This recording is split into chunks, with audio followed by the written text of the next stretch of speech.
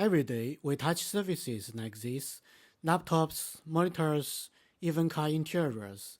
Some feel smooth, others rough, some almost like leather. But there's the thing: these textures are not from the material itself. They are engineered. Today, I'm visiting a factory in Kunshan, China. This company doesn't make products. Instead, they specialize in one very specific step: adding textures to injection molds. In manufacturing, texture is a microstructure on the surface. It defines how a product looks and feels, and more importantly, it can be precisely controlled. It all starts at the design stage. Product designers choose textures from sample libraries or define custom requirements, and that's where companies like this comes in.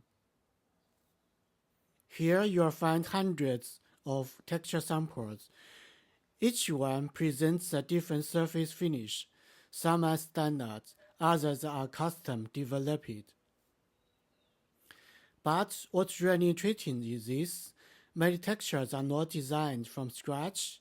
They are extracted from nature: stone, leather, organic patterns, scanned, digitized, and transformed into the texture file that machines can understand.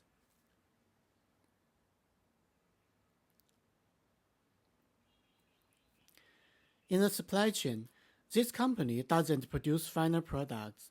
Instead, mold makers send the molds here. After initial machining, the texture is added, and then the mold goes back. This is a typical example of specialization in China manufacturing ecosystem. The main process here is laser texturing. Using high-precision machines, patterns are engraved directly onto the mold surface. Compared to traditional methods, this approach is more consistent, more precise, and fairly digital. Traditional chemical etching is still used, but much less than before. This is harder to control and less repeatable. This shift reflects a broader trend from appearance-based processes to data-driven manufacturing. After texturing, the process doesn't end. Samples are molded to verify the final results, visually and physically, and, if needed, adjustments are made. It's an iterative process. Even in a highly automated environment, some steps still rely on manual work. Appearance still matters. What looks like a simple plastic surface is actually the result of a complex process, from design selection to texture development to mold, process, and validation.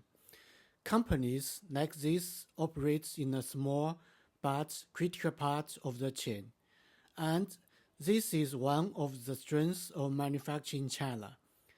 Specialization at every step. I'm Honggang. You're welcome to follow my channel. See you next time.